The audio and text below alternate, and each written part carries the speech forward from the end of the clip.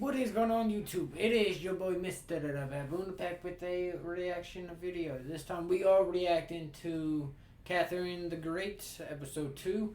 So, real fast, let me check this. Okay. So, make sure that was good and everything. So, let's see. Make sure you guys check the description. I have the video link, the channel link down below in the description. If you guys want to go check them out, you guys can. Extra History does a really good job. So, react. We're gonna react to episode 2, and then we got, more episodes to react to. But Catherine the Great so far seems like it's gonna be interesting. So I'm not going to try to hold you guys much longer. We're going to go ahead and jump into this. Okay. I gotta make sure I switch the screen. Two carriages strain against the muck and mud of the Eastern European plains. Inside, a girl and her mother sit, traveling incognito, under assumed names. Each day takes them closer to Russia. Each day takes them closer to destiny.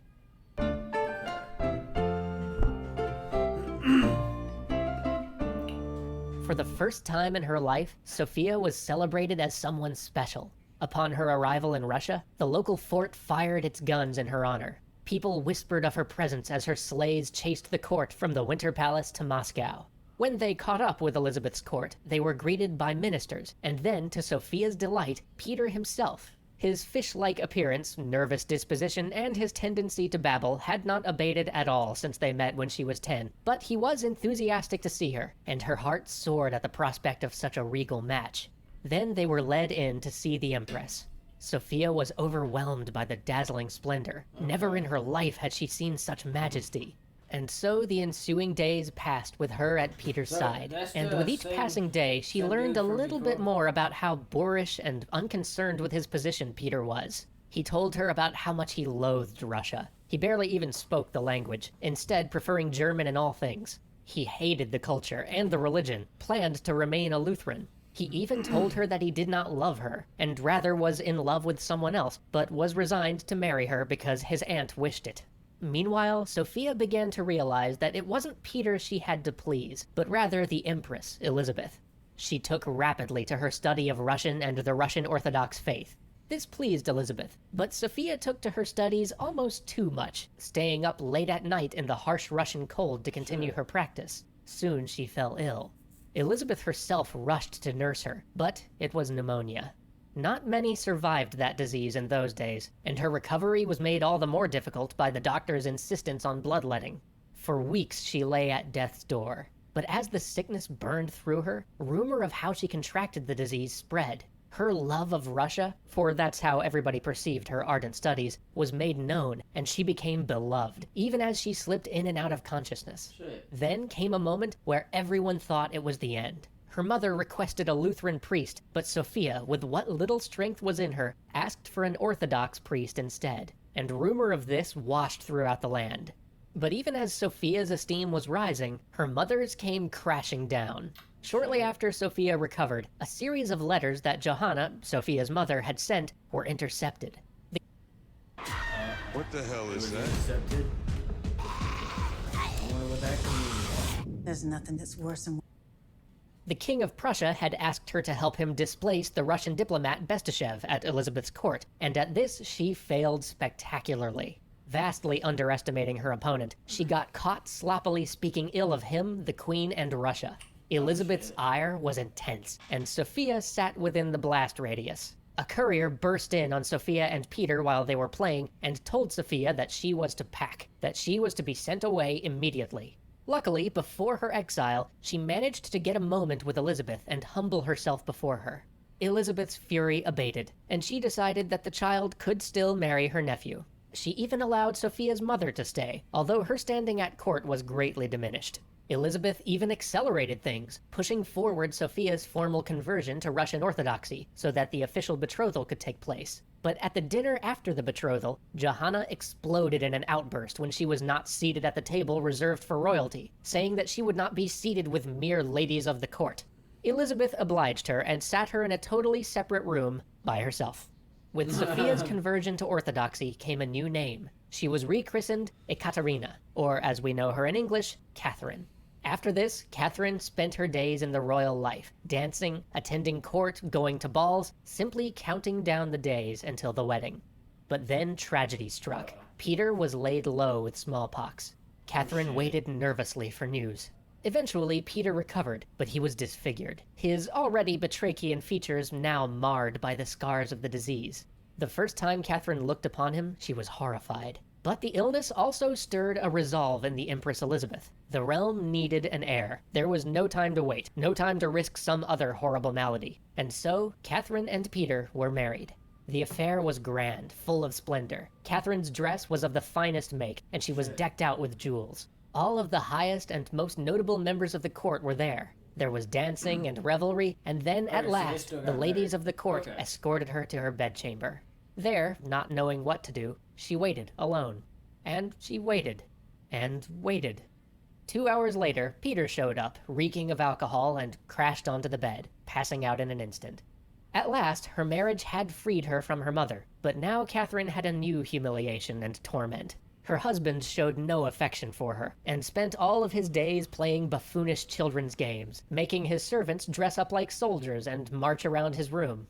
Even when Peter was eventually made to give up such things and sleep in the same room as his wife, rather than be with her, he would wait until dark when their governess was gone, and then take out his toy soldiers and have one of the maids move them across the bed as he ordered them about. This continued for 7 years. Then Catherine met a rakish young nobleman, far more knowledgeable in the ways of love than she. At first she resisted his advances, but eventually she gave in. Soon after, she was pregnant. She suffered through 2 horrible miscarriages, and then, finally, a son was born. Whispers abounded as to the son's actual parentage, and though in both looks and temperament he seemed Peter's son, and not any of the young lovers Catherine had taken, the matter would never be settled conclusively. But that didn't really matter, for as far as anyone official was concerned, Russia now had an heir.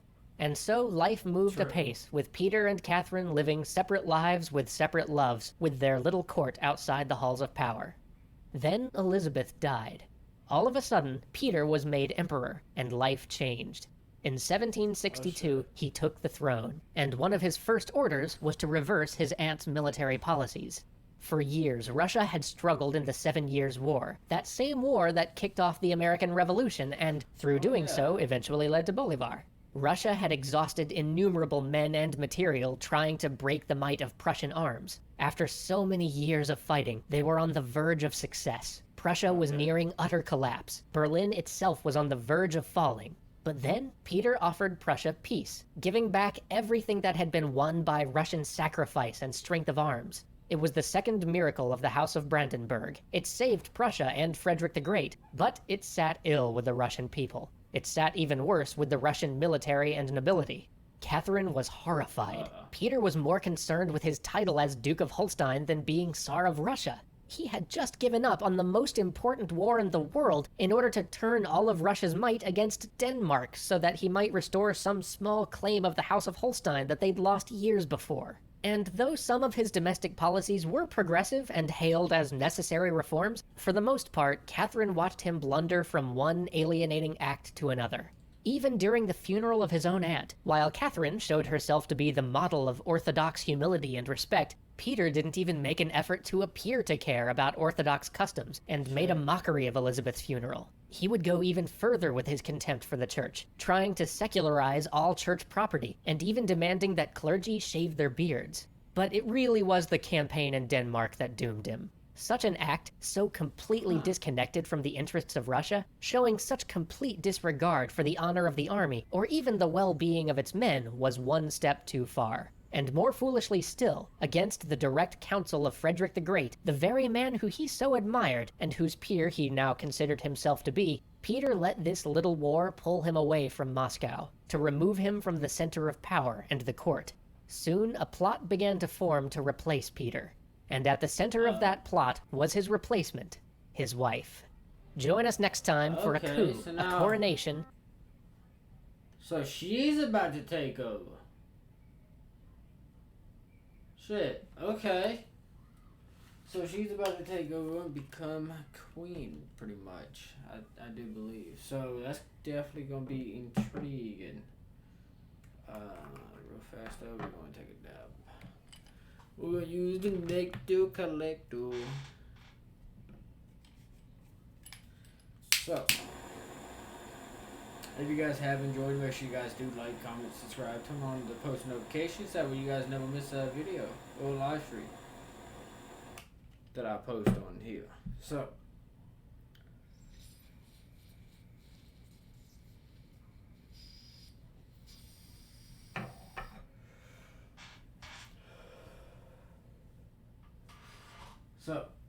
let's see.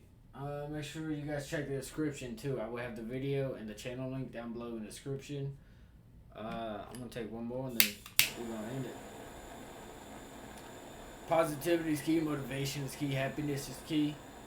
You guys stay safe, watch out for everyone. Watch out for each other.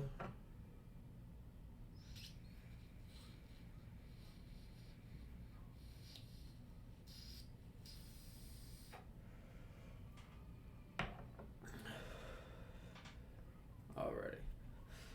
That's gonna do it. I'll see you guys in the next video. You guys stay safe, watch out for each other.